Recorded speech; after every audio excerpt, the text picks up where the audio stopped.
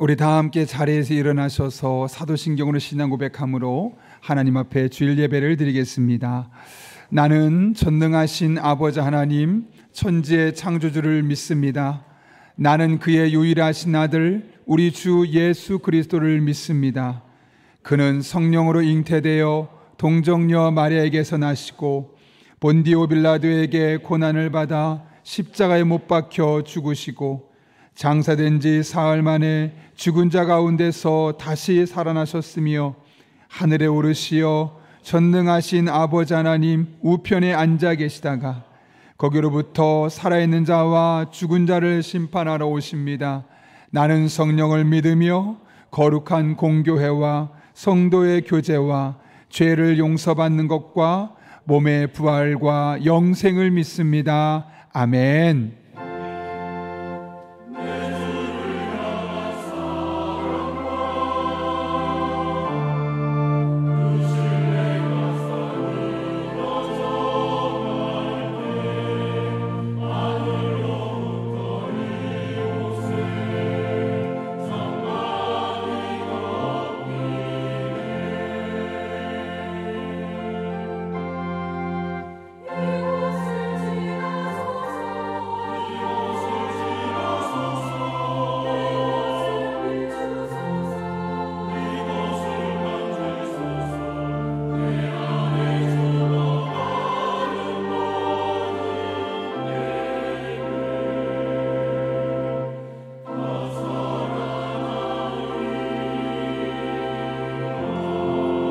우리 주인 되시는 주님 앞에 겸손한 마음으로 나아갑시다.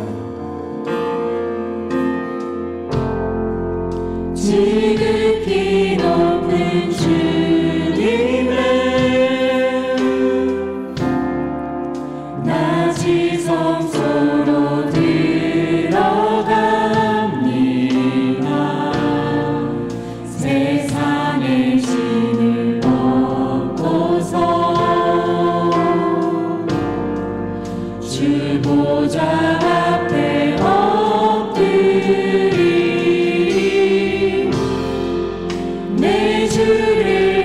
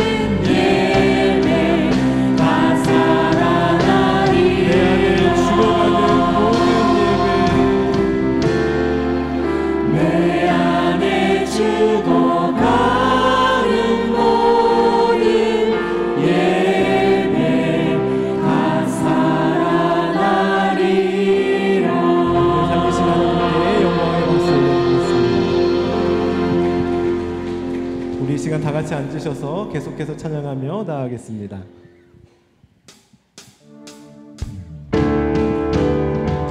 예수님은 우리의 구주 되십니다. 오직 이것이 우리의 간증입니다.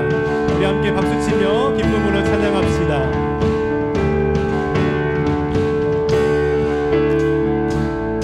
예수를 나의 구주 삼고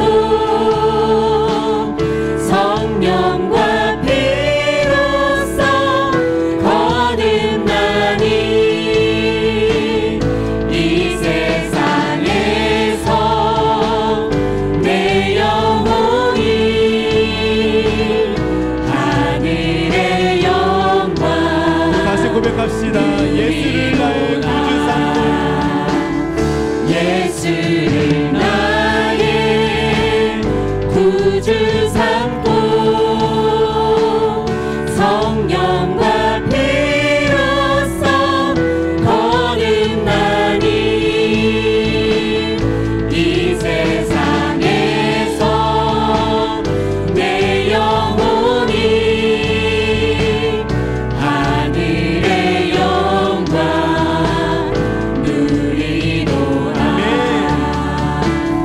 이것이 나의 간증이요 이것이 나의 찬송일세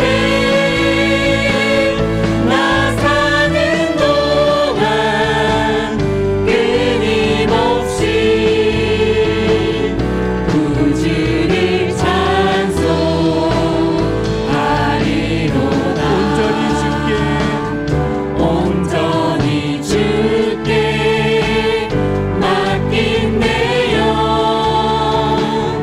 사랑의 음성을 듣는 중에 천사를 왕래하는 것과 하늘의 영광 보리로다. 이것이 나의 간증입니다. 이것이 나의 간증이요 이것이 나의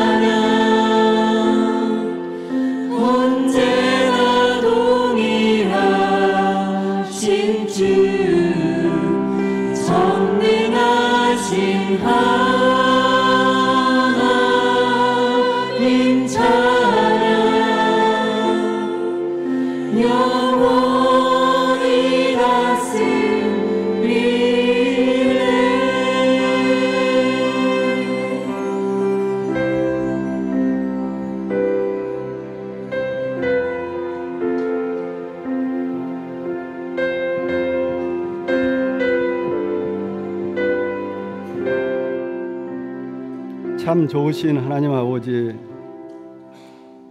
십자가의 사랑으로 우리 죄를 용서해 주시고 하나님의 자녀로 살아가는 은혜 주심에 감사와 영광을 올려드립니다. 우리 모든 예배를 받아 주시옵소서. 성령의 임재 가운데 드려지는 예배가 되게 하여 주시옵소서.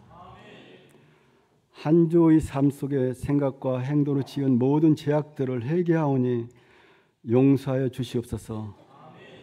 주님의 보혈로 깨끗이 씻어 주시옵소서. 하나님의 자녀로서 세상 안에서 살아갈 때 거짓과 유선을 버리고 정직과 공의로움으로 살아가며 세상의 빛과 소금의 삶을 살아가도록 인도하여 주시옵소서. 하늘의 복을 받아 세상이 복이 되는 삶을 살아가게 인도하여 주시옵소서. 사랑의 주님, 마음의 아픔과 육체의 고통, 경제적 어려움, 무너진 관계들이 회복되며 기쁨과 감사로 예배하는 저희들이 되게 인도하여 주시옵소서. 우리 교회의 머리 되신 하나님, 우리 교회 다음 세대들을 어려운 환경 속에서 붙들어 주사 하나님을 인격적으로 주인으로 삼고 살아가는 자녀들에게 인도하여 주시옵소서. 또한 수험생들의 대학 진학을 인도하여 주시며 취업을 준비하는 청년들에게 지혜와 능력을 더하여 주사 취업의 길을 활짝 열어 주시옵소서. 우리 모든 성도들이 날마다 성령 충만하게 하시고 맡겨진 사명을 주님 안에서 잘 감당할 수 있도록 인도하여 주시옵소서. 한 영혼을 천하보다 귀하게 여기시는 주님, 주님의 뜻을 받들어 블레싱대로 영혼의 열매들을 거두고자 합니다. 기도하며 작정한 영혼들이 주님 앞에 나와 진정한 예배자로 함께 참여할 수 있도록 인도하여 주시옵소서. 긍휼의 주님, 이 나라 정치, 경제, 사회, 문화, 안보 가운데 함께하여 주시옵소서. 혼란과 불안 속에서 우리 모든 성도들이 나라를 위해 기도하게 하여 주시옵소서. 세계에 나가 선교하는 선교사님들을 사역을 붙들어 주사 하나님의 인도하심을 날마다 경험하게 도와주시옵소서. 또 성령 충만함으로 사역을 감당하게 하옵시며 가정의 건강과 안전을 지켜 주시옵소서.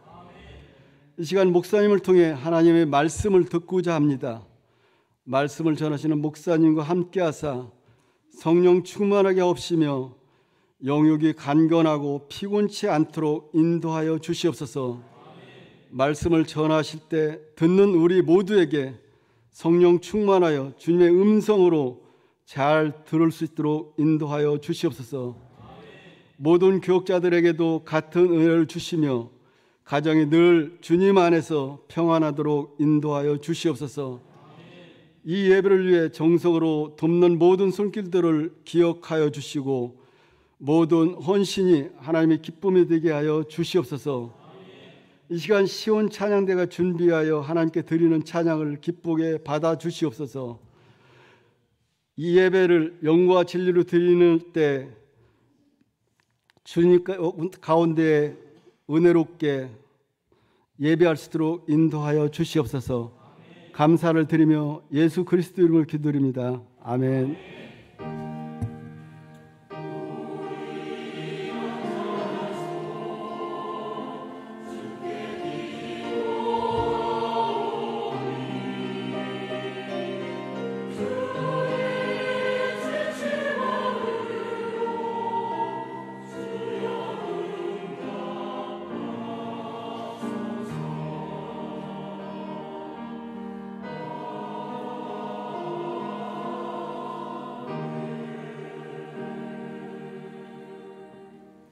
오늘 우리에게 주시는 하나님의 말씀은 에레미야애가 5장 1절에서 10절 말씀입니다. 에레미야애가 5장 1절에서 10절 말씀입니다. 구약성경 1150쪽에 있습니다. 하나님의 말씀을 봉독하겠습니다. 여호와여, 우리가 당한 것을 기억하시고 우리가 받은 치욕을 살펴보옵소서. 우리의 기업이 외인들에게, 우리의 집들도 이방인들에게 돌아갔나이다. 우리는 아버지 없는 고아들이 오며 우리의 어머니는 가부들 같으니 우리가 은을 주고 물을 마시며 값을 주고 나무들을 가져오며 우리를 뒤쫓는 자들이 우리의 목을 눌러싸우니 우리가 기진하여 쉴 수 없나이다. 우리가 애굽 사람 아수르 사람과 악수하고 양식을 얻어 배불리고자 하였나이다. 우리의 조상들은 범죄하고 없어졌으며 우리는 그들의 죄악을 담당하였나이다. 종들이 우리를 지배하며 그들의 손에서 건져낼 자가 없나이다. 광야에는 칼이 있으므로 죽기를 무릅써야 양식을 얻사오니 굶주림의 열기로 말미암아 우리의 피부가 아궁이처럼 검으니이다. 이것은 하나님의 말씀입니다.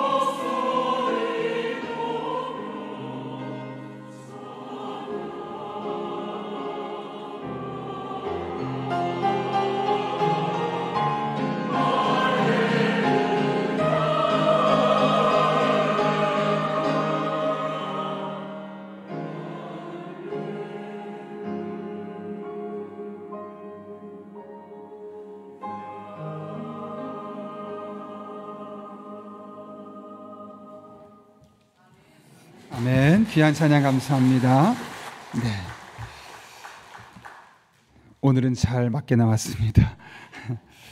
제가 지난주에 좀 먼저 나와서 다들 당황하셨을 텐데 여러분 주부를 참가하실 때 여러분 앞에 귀의 소식 전하겠습니다. 우리 교회를 방문하신 모든 분들을 주님의 이름으로 환영합니다. 등록 원하시는 분 말씀하시면 저희가 친절하게 도와드리도록 하겠습니다. 지난주에 한 가족이 되신 분들이 계신데요, 우리에게 또 잘 정착하실 수 있도록 여러분 기도해 주시고 또 먼저 말 걸어 주시고 함께 교제해 주시면 좋겠습니다. 우리가 늘 이야기하죠. 가장 큰 복은 예수님을 만난 것이다. 아직 예수님을 모르고 살아가는 사람들이 참 많은데 그분들에게 우리가 예수님 만날 수 있는 복을 전하기 위해서 블레싱 데이를 삼고 있습니다. 특히 이번 주는 그 전도 대상자분들을 만나서 또 선물도 주고 초청하는 날인데 1층에 가면 이렇게 견과류 세트가 있습니다. 그래서 여러분이 꼭 전도하시는 분들에게 자그마한 선물이라도 먼저 드리면서 함께 초청하시면 되겠고요. 이번에 안 오셔도 상관없습니다. 그냥 우리는 한 영혼의 구원을 위해서 힘쓸 뿐이고 대신 다른 교회 다니는 분 오라고 하면 안 됩니다. 우리 교회 다니시다가 낙심하신 분들, 그래서 아예 신앙생활 안 하시는 분들이거나 아예 교회를 안 다니시는 분만 우리가 초청을 해서 또 우리 교회에서 함께 신앙생활 할 수 있도록 하시면 되겠습니다. 돌아오는 토요일은 월세금입니다. 이제 연말이 다 되어가죠. 그런 상황 속에서 우리가 11월 한 달을 하나님 앞에 기도로 시작하는 것이 얼마나 복된지 다시 한번 경험하는 시간이 되었으면 좋겠고요.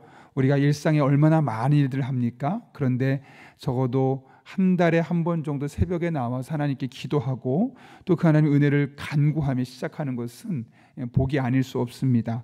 그렇게 11월 2일 날 토요일입니다. 함께 새벽에 나오셔서 한 마음으로 기도하면 좋겠고, 그날 드려지는 금식 비용은 우리가 어려운 이웃교회를 섬기는 데 사용하도록 하겠습니다. 다음 주에 그레이스와 함께하는 작은 음악회가 오후 찬양 예배 시간에 있습니다. 이번 주는 오이코스 모임 주간인데 적극적으로 모여주셔서 마음을 나누고 또 기도 제목 나누시면 되겠습니다. 유치부에서 학부모 초청 예배가 11월 3일 주일에 있습니다. 유치부 학부모들은 꼭 기억하시고 함께 예배하시면 되겠습니다. 수험생과 취업준비생을 위해서 여기까지 기도해 주신 거 감사합니다. 많이 기도해 주셨는데 조금 더 기도해 주시길 부탁드리고요. 신해산 산악회 11월 산행이 11월 9일 현충사와 독립기념관 쪽으로 가게 됩니다. 많은 분들 마지막 산행이 될 것 같은데 우리 또 시간을 내어서 함께 교제하는 시간이 되었으면 합니다. 어쿠스틱 찬양 동아리 하늘 울림이 교회 안에 있는데요. 단원을 모집합니다. 통기타 레슨도 하고 또 찬양도 부르고 성탄절 같은 때 발표회도 하고 이렇게 하면서 또 영적으로 교제하는 시간인데 우리 조성춘 안수 집사님을 통해서 연락하시면 되겠습니다. 결혼 광고입니다. 이정아 성도님의 아들 이지연 형제 결혼식이 토요일에 있습니다. ICT 밸리 컨벤션이고 교회선 2시에 얼림 아파트는 2시 15분에 경유해서 가게 됩니다. 많은 분들 참여해 주시고 혹시 참여 못하신 분들은 좋은 결혼식 또 행복한 결혼식 될 수 있도록 기도해 주시기 부탁드립니다. 사랑의 선물 드리는 손길이 있습니다. 이정화 B 권이라 성도님 가정에서 자녀 결혼 감사로, 또 최석 안수 집사님 강민수 권사님 가정에서 개혁 감사로 사랑의 성물 드렸습니다. 어려운 이웃들을 섬기는데 사용하도록 하겠습니다. 더 자세한 광고는 주부를 참고해 주시고 우리 함께 기도하고 하나님 말씀 나눕니다. 거룩하신 아버지 하나님, 오늘도 우리를 불러주시고 예배하게 하시고 말씀 앞에 서게 하시는 은혜 진심으로 감사를 드립니다. 피곤치 않게 하시고 집중하게 하시고 내게 주신 말씀을 듣게 하시고 이 말씀이 나를 살리고 내 삶의 가이드가 되는 복된 시간 되게 하여 주옵소서. 예수님의 이름으로 기도하옵나이다. 아멘. 우리 앞뒤 좌우에 있는 분에게 이렇게 인사하고 축복합니다. 하나님께서 바꿀 수 있습니다. 이렇게 인사하겠습니다.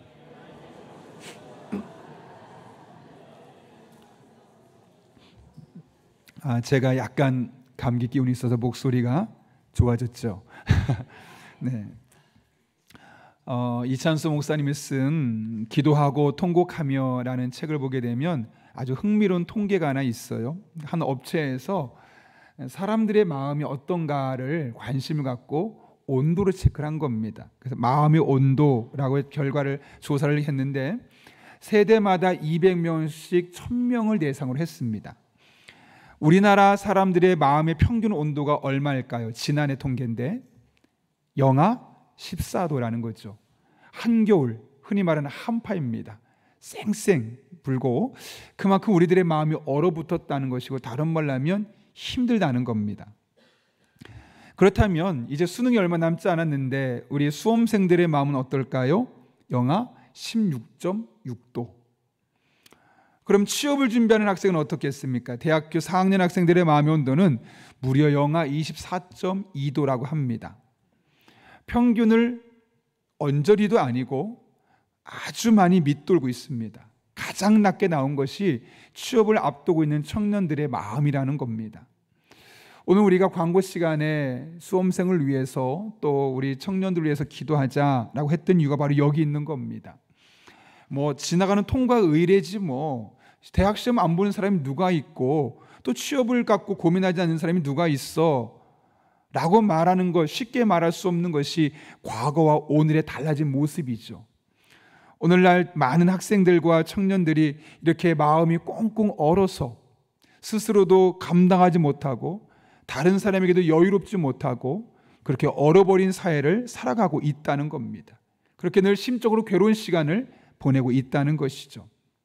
그렇다면 직장에 취업한 사람은 좀 괜찮을까? 예, 조금 낫습니다. 그러나 여전히 영하 13.8도입니다. 그렇다면 기성세대고 일정 기간 동안 직장생활하면서 적지 않은 돈을 벌고 있는 50대는 어떨까? 좀 더 나아졌지만 여전히 영하 13.5도입니다. 고등학생을 비롯해서 50대에 이르기까지 전 세대를 아울러 공통점이 하나 있다면 다 영하의 온도 속에서 마음을 쓸어 담고 있다는 거죠. 취업이 안 되어도 영하고 취업이 되었지만 영하고 그래도 열심히 직장생활하면서 먹고 살 만큼 버는 것 같은데도 마음은 여전히 얼어붙어 있는 겁니다. 스스로도 힘들고 다른 사람에게도 여유가 없는 것이 오늘날 우리가 살고 있는 이 시대의 모습입니다. 마음이 너무 아프지요. 더 마음 아픈 것은 그들에게 묻습니다. 지금 그렇게 영하의 삶을 살고 있다면 앞으로는 어떻게 될 것 같습니까? 라고 물었던 질문에 무려 79.1%가 앞으로 마음의 온도는 더 낮아질 것 같습니다 라고 했다는 겁니다. 사실 아무리 힘들어도 요 산만 넘으면, 요 고비만 넘으면 사실 우리 마음에 그런 거 있지 않습니까? 요거만 지나면 괜찮겠지, 이 어려움만 넘어서면 좀 나에게도 광명이 있겠지, 그런 마음을 갖고 있는데 그렇지 않다는 거예요. 이런 희망도 없이, 이런 기대감도 없이 일상의 삶을 살아가고 있는 것이 오늘날 대부분의 우리가 살고 있는 이 시대의 단면이기도 하고 또 우리 보편적으로 갖고 있는 우리들의 생각이라는 겁니다. 오늘 본문을 보게 되면 이와 비슷하게 마음의 온도가 꽁꽁 얼어붙은 이스라엘 백성들의 모습을 보여주고 있죠. 오늘 본문은 다윗과 솔로몬의 계보를 잇는 남유다가 바벨론에게 멸망하게 되어지고 그 중에 일부는 포로로 끌려가게 된 상황 속에서 예레미야가 하나님께 드린 기도입니다. 그런데 이것이 매우 당혹스러운 것은 아무리 예레미야가 기도해도 그 상황 자체는 바뀌지 않는다는 거죠. 왜냐하면 하나님께서 일찍이 예레미야에게 뭐라고 말씀하셨냐면 너희는 반드시 바벨론에게 멸망할 거야, 그리고 70년 동안은 포로로 잡혀갈 수밖에 없어 라고 말씀하셨거든요. 그래서 여러분 한번 예레미야 25장 11절과 12절 말씀은 이렇게 기록되어 있어요. 이 모든 땅이 폐허가 되어 놀랄 일이 될 것이며 이 민족들은 70년 동안 바벨론의 왕을 섬기리라. 여호와의 말씀이니라. 70년이 끝나면 내가 바벨론의 왕과 그의 나라와 갈대인의 땅을 그 죄악으로 말미암아 벌하여 영원히 폐허가 되게 하되. 여기 뭐라고 말씀하십니까? 70년이 넘어야 된다는 거예요. 70년이 끝나야 된다는 거죠. 29장 10절도 마찬가지입니다. 여러분이 이걸 읽어보겠습니다. 같이 읽습니다. 시작. 여호와께서 이와 같이 말씀하시니라. 나의 선한 말을 너에게 성취하여 너희를 이곳으로 돌아오게 하리라. 아멘. 이게 무슨 말입니까? 70년을 꽉 채워야 된다는 거예요. 열심히 노력했으니까 기도했으니까 수고했으니까 60년으로 줄여줄게. 아니요. 여전히 70년의 시간은 변함이 없다는 거예요.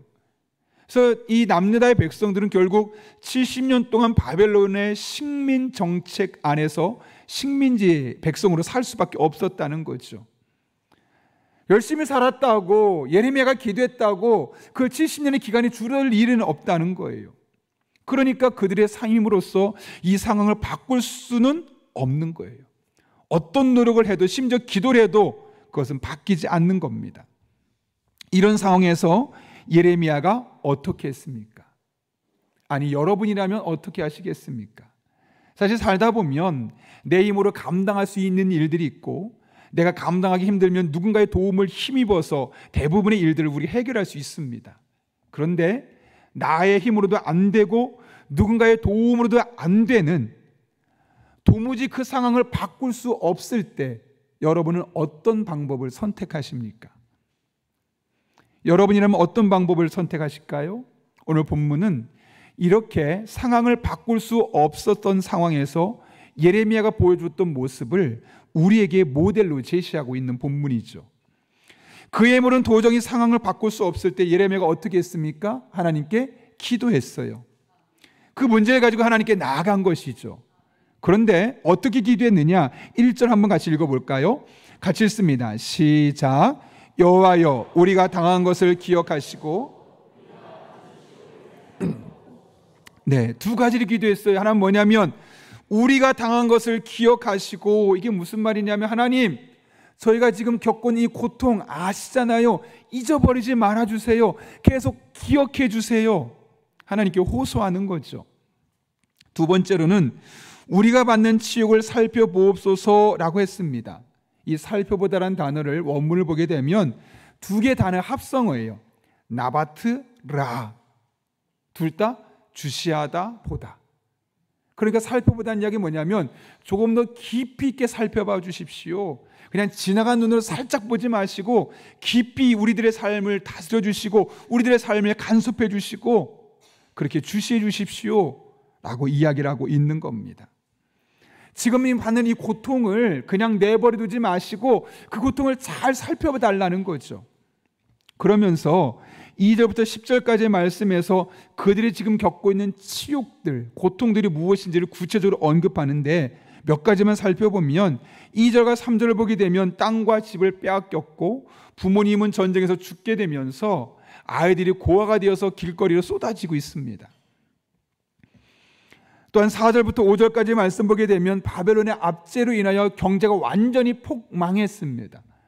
그 결과 물도 은을 주고 고가의 돈을 주고서만 먹을 수 있었고 평상시 같으면 지나가다 나무 주워서 그냥 땔감으로 썼는데 이것 또한 돈을 주어야 할 정도로 이스라엘 백성들의 경제적인 상황이 메말라 버렸다는 거죠. 그런 상황 속에서 지금 예레미야가 기도하고 있는 겁니다. 뭐라고요? 이 상황을 기억해 주시고 이 상황을 주시하여 바라봐 주십시오. 여러분이 예레미야의 기도를 보면서 뭔가 이상한 점을 느끼지 않습니까? 예레미야가 지금 하나님, 지금 이렇게 어려운데 이 상황을 바꿔주십시오.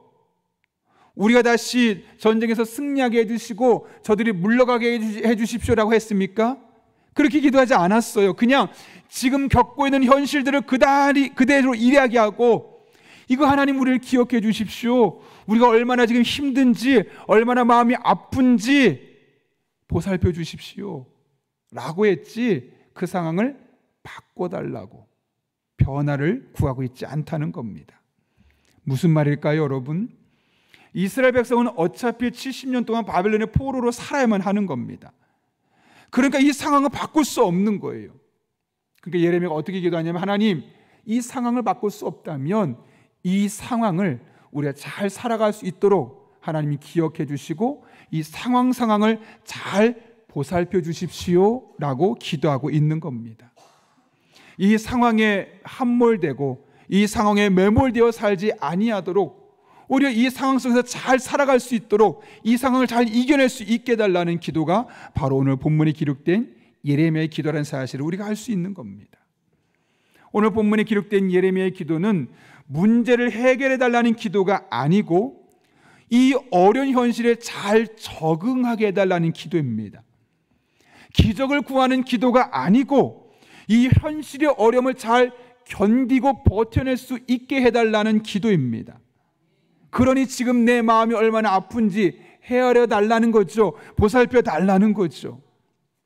그래서 여러분, 이어지는 계속 말씀 보십시오. 예레미야는 어떤 특별한 기적을 달라고 말하지 않습니다. 단순히 그들이 겪은 현실의 아픔과 고민과 고난들 있는 그대로 적나라하게 하나님께 아뢰고 있는 겁니다. 멋진 수식어도 없습니다. 상황을 과하게 부풀리지도 않습니다. 있는 그대로 매우 현실적인 집안 문제, 경제적인 문제, 자식의 문제를 하나님께 말하고 이 어려운 상황을 잘 견딜 수 있도록, 버틸 수 있도록 나를 보살펴 주십시오 라고 간구하고 있는 것이죠. 성도들과 상담을 하다 보면 어떤 때는 저도 모르게 정말 좋은 솔루션을 줄 때가 있습니다. 이렇게 한번 해보시죠, 이렇게 하면 좋을 것 같습니다 할 때 성도들도 되게 만족할 때도 있고, 또 실제로 금방 변화가 일어날 때도 있습니다. 근데 어떤 때는 머리를 아무리 쥐어짜고 고민해도 아무것도 해줄 수 없을 때가 있습니다. 그럴 때는 그냥 고개를 끄덕이면서 속으로 기도합니다. 하나님, 제가 듣기는 듣는데 제 힘으로 아무것도 해줄 수가 없습니다. 하나님께서 저 이야기를 하는 동안 마음을 풀어주시고 해법이 생각나게 하시고 은혜 안에 이것들이 잘 풀려지게 해주십시오. 그런 마음으로 속으로 기도하면서 듣기도 하고 반응도 하고 그렇게 하죠. 사실 그렇게 하고 대화가 끝나게 되는데, 그럼 신기한 일이 있어요. 제가 이렇게 하세요, 저렇게 하세요, 뭐 특별한 방법을 제시한 것도 아닌데 가시면서 목사님 속이 시원합니다 라고 그러는 거예요. 왜 속이 시원할까요, 여러분? 그 고민거리들, 그 스트레스들 아무한테도 말할 수 없었는데 다 얘기하고 나니까 후련하다는 거예요. 시원하다는 거예요. 여러분, 기도도 그럴 수가 있는 거예요. 모든 기도가 특별한 방법대로 놀란 기적처럼 응답되지 않을 수 있어도 하나님께서 내 마음을 다 알고 계시고 내 아픔과 내 눈물거리들을 다 알고 계셔서 그 하나님께 모든 것을 그대로 다 내려놓을 수 있다는 것만으로도, 그래서 하나님 앞에 나와서 그냥 있는 그대로 다 얘기하고 다 풀어놓기만 해도 우리 마음의 엉거리들은 얼마든지 풀어질 수 있다는 거죠. 그리고 그러다 보면 예상치 못한 곳에서 또 다른 길을 열어놓으신 하나님을 만날 수 있게 되는 겁니다. 여러분, 사무엘상을 보시면 어떤 일이 있죠? 사무엘의 어머니가 한나예요.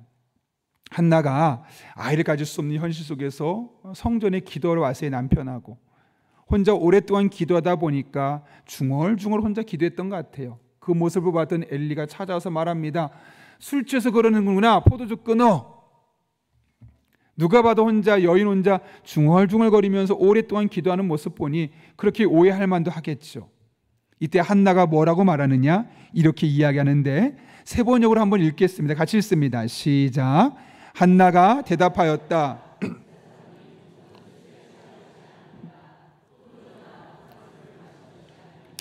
다만 슬픈 마음을 가눌 길이 없어서 저의 마음을 주님 앞에 쏟아 놓았을 뿐입니다.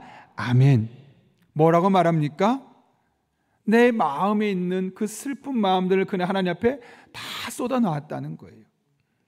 너무 괴로웠죠. 왜냐하면 자기는 첫째 부인인데 아이가 없어요. 근데 둘째 부인인 분인 나는 아이가 있는데 그냥 아이만 잘 키우면 얼마나 좋으련만 계속 무시하고 조롱하고 경멸하는 겁니다. 넌 아이도 없잖아. 얼마나 마음이 아팠겠습니까? 그런 상황 속에서 지금 한나가 하나님 앞에 나온 겁니다. 하나님, 제가 얼마나 수치스러운지 아시죠? 제가 얼마나 고통스러운지 아시죠? 아무도 제 마음을 몰라주는데 하나님은 아시잖아요. 그냥 그 마음을 다 쏟아 놓았다는 거예요.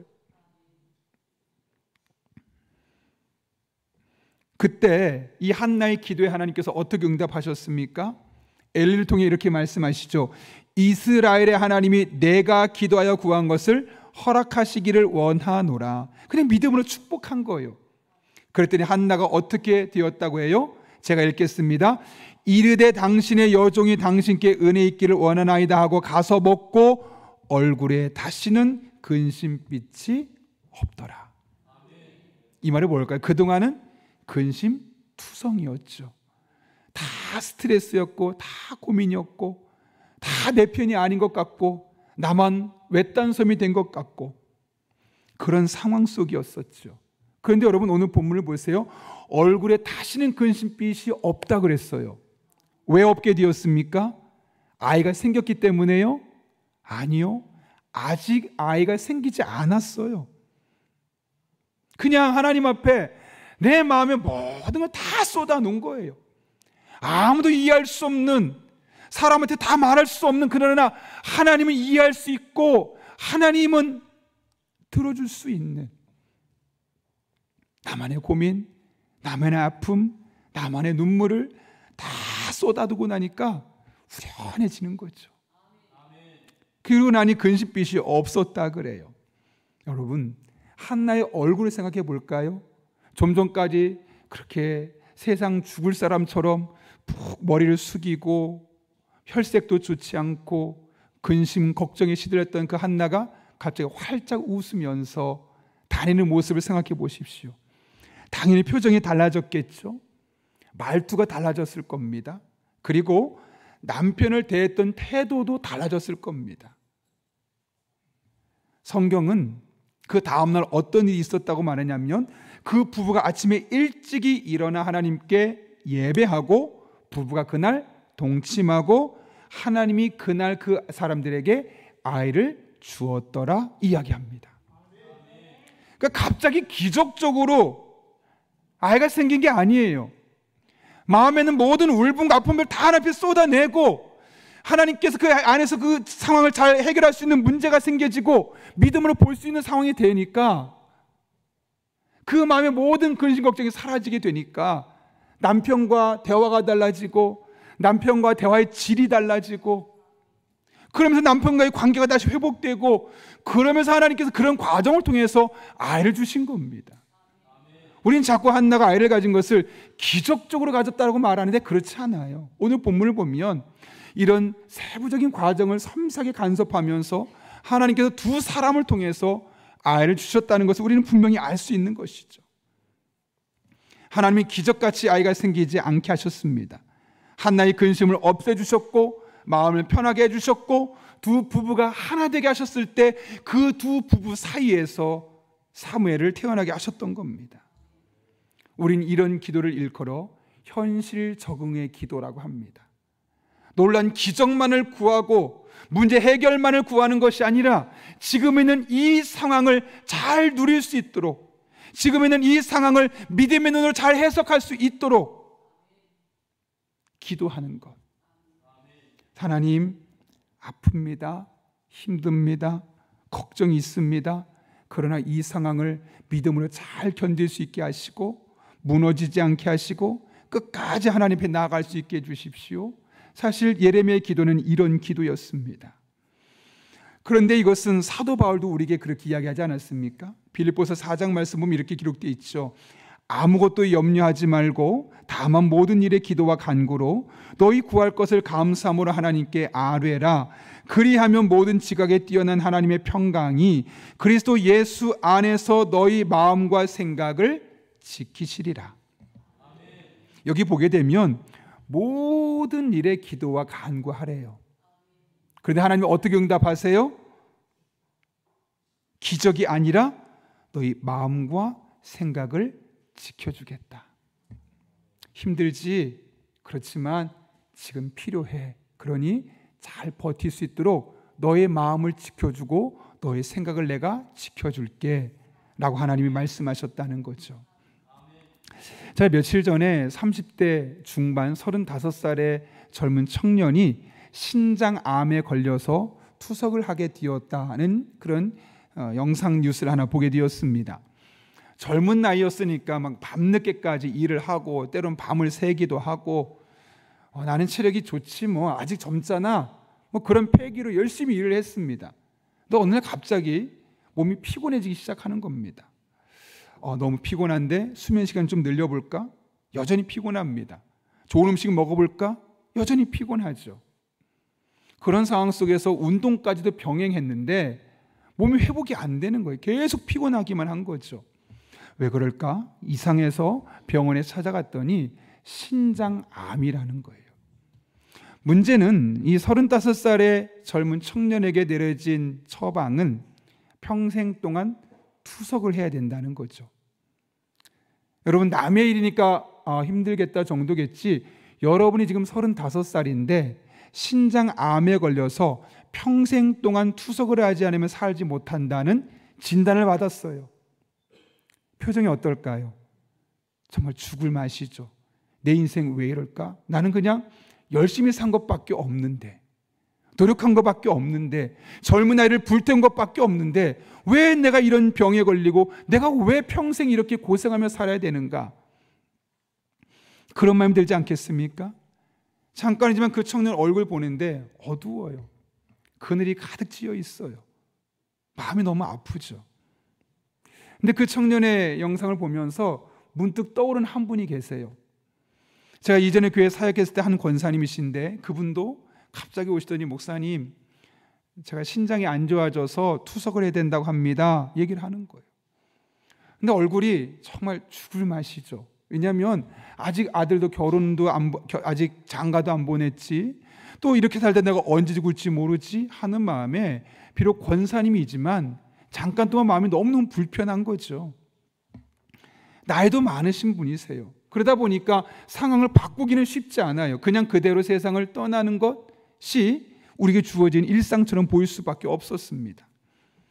그때 제가 권사님께 부탁을 했어요. 권사님, 제가 열심히 기도할게요. 그런데 기적이 일어나는 것도 기도하는 것도 중요하지만 하나님 앞에 고쳐달라고 기도하기보다는 먼저 하나님께 고쳐달라고 기도하고, 그러나 그렇게 하지 않는다면 이 상황을 잘 누릴 수 있게 달라고, 이 상황을 잘 견딜 수 있게 달라고, 이 상황을 믿음의 눈으로 볼 수 있게 달라고 함께 기도하시면 좋겠습니다.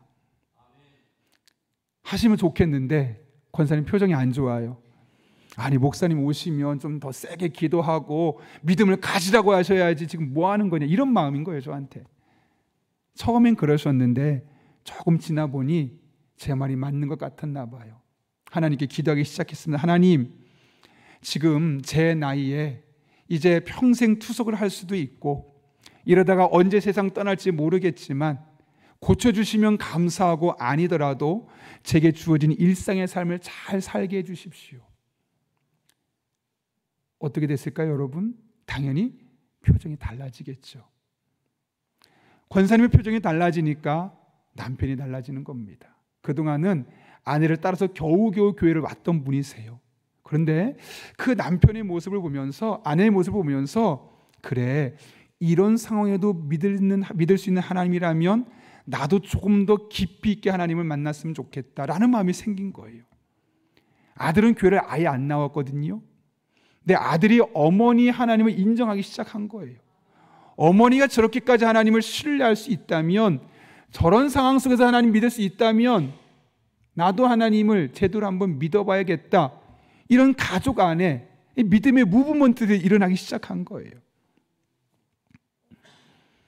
더 놀라운 것은 비록 투석은 여전히 계속했어야 됐지만 나중에 결국에는 빠르게 수술할 수 있는 길이 열리게 되었어요. 그리고 수술을 진행하게 되었고 나중에는 투석하지 않고도 잘 살아갈 수 있는 길이 열리게 되었던 것이죠. 얼굴이 어두웠을 때, 그냥 이 문제 내게 해결할 수 없어 라는 그 난장에 부딪혔을 때 권사님의 표정이 어두워지고 가정도 전체적으로 다운되고, 사실 목사인 저도 권사님 만나기 좀 미안한 거예요. 가서 할 말이 없지 않습니까? 권사님 기도할게요, 권사님 힘내세요, 이것도 한두 번이지 주일마다 만나는데, 그러니까 저도 사실은 가까이 하여 참 죄송하더라고요. 하물며 다른 성도들은 어떻겠습니까? 옆에 갈 수가 없는 거예요. 왜요? 가서 그런 얘기 해봤자 위로가 안 되는 거 다 아니까 점점 사람도 또 멀리 떠났었는데 다시 사람들이 모이기 시작하는 거죠. 밝은 모습을 하는 모습 보면서, 그래, 저게 믿음이지. 오히려 더 많은 사람에게 믿음의 영향력을 줄 수 있었던 겁니다. 그 이유는 다른 것에 있지 않죠. 그 상황을 하나님 앞에 누릴 수 있게 해달라고, 고칠 수 없는 이 상황, 바꿀 수 없는 상황이지만 믿음의 눈으로 이 상황을 바라볼 수 있게 해달라고, 견딜 수 있게 해주시고 버틸 수 있게 해달라고 기도하면서 그분의 삶을 바라보는 방식이 달라지니 이런 놀라운 변화를 경험하게 된 겁니다. 여러분, 우리들의 인생에 많은 아픔들이 있었죠. 앞으로도 반드시 여러분의 삶에 원치 않는 아픔들이 찾아오게 될 것입니다. 물론 그 중에 어떤 것은 여러분이 충분히 통제할 수 있겠지만 어떤 것들은 아무리 노력을 하고 길을 써도 해결할 수 없는, 상황을 반전시킬 수 있는 여력이 없는 일들도 있을 겁니다. 그럴 때 우리가 할 일은 무엇이겠습니까? 오늘 예레미야처럼 하나님 앞에 나와서 기도하는 겁니다. 문제 해결을 위한 기도라기보다는 하나님 해결해 주십시오. 그러나 이 상황이 변하지 않는다면 제가 믿음의 눈으로 이 상황을 바라볼 수 있게 해주시고, 이 상황이 변하지 않는다면 제가 이 상황을 잘 누릴 수 있게 해주시고, 이 상황이 절대로 바뀔 수가 없다면 이 상황을 견디고 버틸 수 있는 힘을 주십시오. 그렇게 하나님께 기도해 보십시오. 그러면 그 전에 보이지 않던 것들이 보이게 될 것입니다. 그리고 하나님께서 또 다른 길을, 또 다른 곳에 새로운 길을 내고 계시다는 사실을 여러분 분명히 발견하게 될 것입니다. 저와 여러분의 삶 가운데 상황을 바꿀 수 없어 보여도 하나님께 나와서 기도할 때 이런 은혜가 경험될 수 있기를 예수님의 이름으로 축원합니다. 함께 기도하겠습니다. 한 1분 정도 우리 기도하기를 원하는데요, 오늘 말씀을 기억하며 하나님, 저에게 이런 아픔이 있습니다. 남들에게 말할 수 없는 고통이 있습니다. 슬픔이 있고 고민이 있습니다. 제 힘으로 이 상황을 바꿀 수 없지만 하나님 앞에 나아갑니다. 바꾸어 주옵소서. 그러나 그렇게 하지 않으실지라도, 바꿀 수 없을지라도 믿음의 눈으로 이 상황을 바라볼 수 있게 하시고 하나님 주신 은혜를 따라서 잘 견디고 버티며 이 상황을 믿음으로 나아갈 때 새로운 곳에 새로운 길을 만드신 하나님을 만나게 하여 주옵소서. 이런 기도 제목을 가지고 우리 함께 한 1분 정도 함께 기도하겠습니다. 거룩하신 아버지 하나님, 아픔이 있습니다. 고민이 있습니다. 근심이 있습니다. 남들에게 말할 수 없는 많은 일들이 있습니다. 남편도 이해할 수 없고 아내도 헤아릴 수 없는, 어느 누구도 이 문제 해결할 수 없는 난제가 있어 하나님 앞에 기도하며 나아갑니다. 간절한 마음으로 나아갈 때 하나님 해결하여 주시옵소서. 그러나 해결할 수 없는 것이라면, 상황이 바뀔 수 없는 것이라면 하나님께 기도하오니 그 상황을 잘 누릴 수 있게 하여 주옵소서. 믿음의 눈으로 바라보게 하여 주옵소서. 잘 견디게 하시고 버티게 하여 주시옵고 마침내 다른 곳에 새로운 길을 만들고 계시는 하나님의 은혜를 경험할 수 있도록 아버지 하나님 은혜를 베풀어 주옵소서.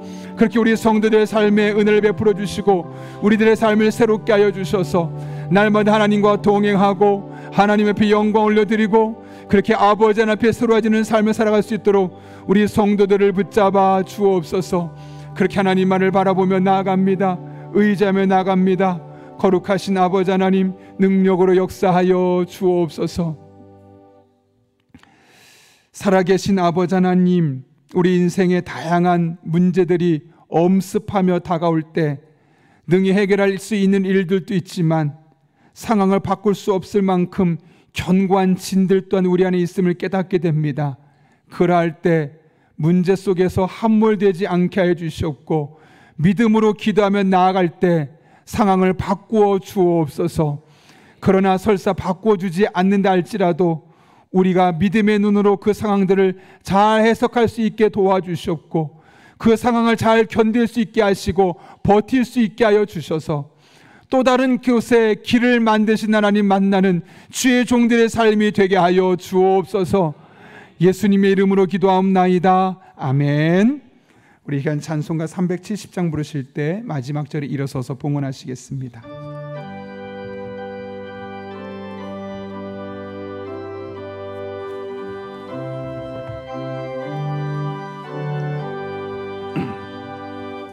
주 안에 있는 나에게 땅 근심이 있으랴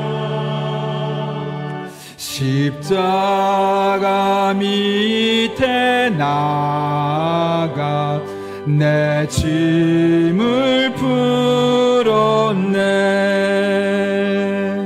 주님을 찬송하면서 할렐루야 할렐루야. 내 앞길 멀고 엄해도 나 주님만 따라가리. 그 두려움이 변하여 내 기도 되었고 전날의 안숨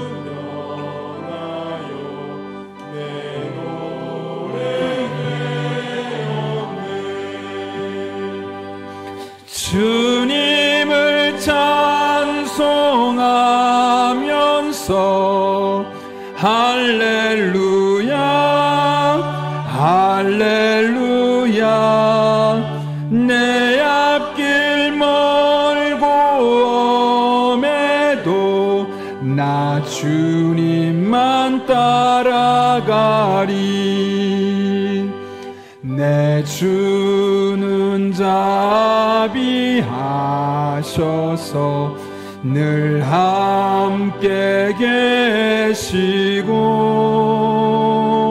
내 궁핍함을 아시고 늘 채워주시네.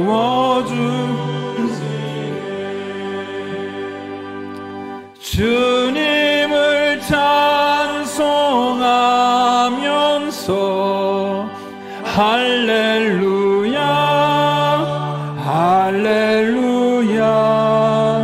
내 앞길 멀고 엄해도 나 주님만 따라가리. 내 주와 맺은 언약은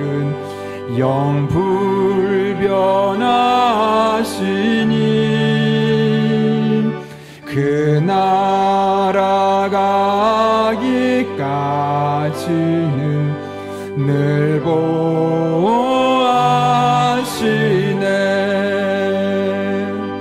주님을 찬송하면서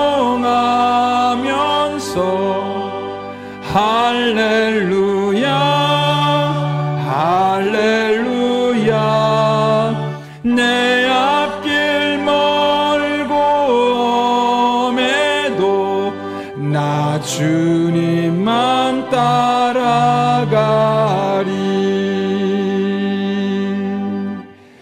살아계신 아버지 하나님, 두려움이 가득하고 한숨이 넘쳐나고 궁핍함으로 살아가는 이 험한 세상을 살아갈 수밖에 없는 우리들이지만 우리들의 삶의 순간순간마다 동행하여 주셔서 두려움을 기도로 바꿔주시고 한숨을 노래로 바꿔주시며 궁핍함을 채워주신 은혜로 지난 한 주도 동행하여 주셔서 잘 견딜 수 있게 하시고 오늘 이렇게 주님 앞에 나와 예배하게 하신 은혜 진심으로 감사를 드립니다.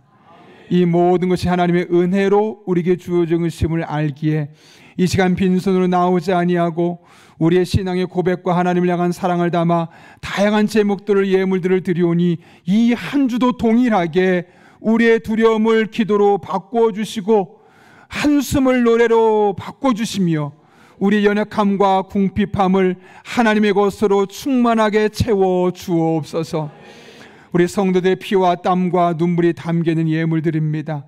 단 한 푼 덧으로 쓰여지지 아니하도록 영적인 분별력과 지혜를 주시고 늘 깨어 기도하여 하나님의 마음을 시원케 하는 일에만 사용할 수 있도록 아버지 하나님 우리를 이끌어 주옵소서. 우리 성도들을 축복하며 기도합니다.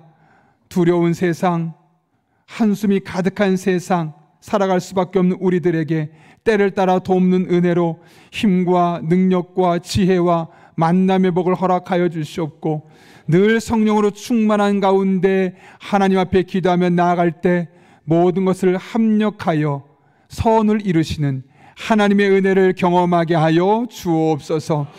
그렇게 우리 성도들의 삶을 눈동자처럼 지켜주시고 날개 그늘 안에 품어주시며 이 한 주도 하나님의 은혜로 살았습니다 간증할 수 있도록 삶의 순간순간마다 하나님 개입하여 주시고 악한 영은 틈타지 못하게 하여 주옵소서. 함께 하실 줄로 믿사오며 예수님의 이름으로 기도하옵나이다. 아멘. 우리 시간 함께 파송의 찬양 부르시고 축도함으로 예배 마치도록 하겠습니다.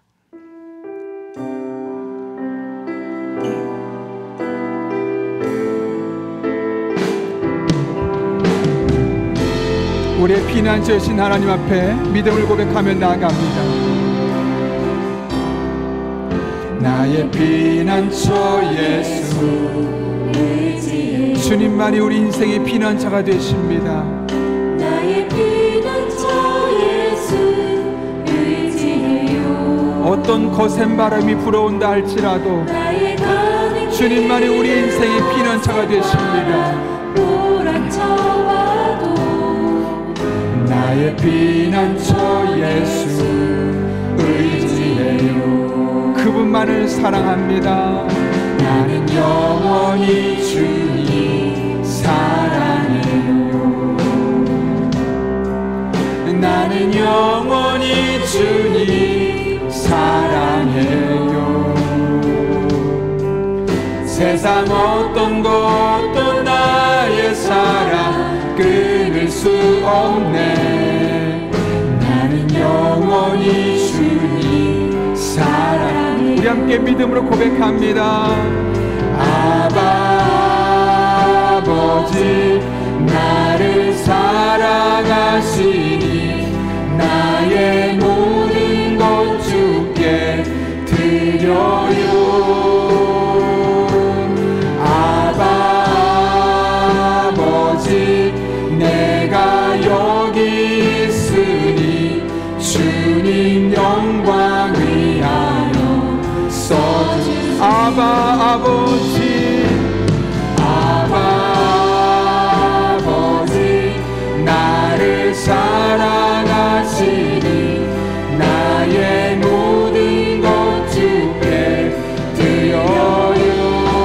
아멘. 아바 아버지 내가 여기 있으니 주님 영광 위하여 써주세요. 주님 교회 위하여 주님 교회 위하여 주님 나라 위하여 주님 나라 위하여 써주세요. 지금은 우리의 피난처 되시는 예수 그리스도의 은혜와 우리를 사랑하실 때 끝까지 사랑하시는 하나님 아버지의 변함없는 사랑과 힘 주시고 능력 주시고 지혜 주시고 하나님과 소통케 하시는 성령님의 역사하심이 오늘 주신 말씀을 내게 주신 말씀으로 받고 어떤 힘을 해도 상황을 바꿀 수 없을 때 하나님 앞에 현실에 적응하는 기도를 통하여 그 상황을 믿음의 눈으로 해석하고 잘 견디고 버틸 때 새로운 길을 열어주신 하나님을 끝까지 의지하며 살기로 결단하는 이 자리에 머리 숙인 한 영혼 위에 그들의 삶의 자리, 우리 교회와 나라와 민족, 북한 땅과 온 세계 열방 위에 이제부터 영원토록 함께 하시옵기를 간절히 축원하옵나이다. 아멘.